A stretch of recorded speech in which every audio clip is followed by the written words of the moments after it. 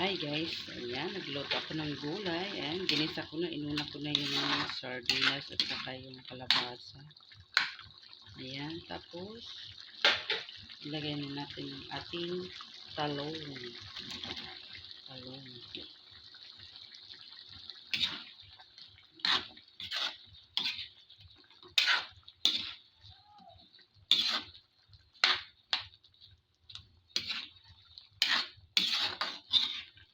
Inuna ko yung kalabasa kasi matigas, kaya ayan.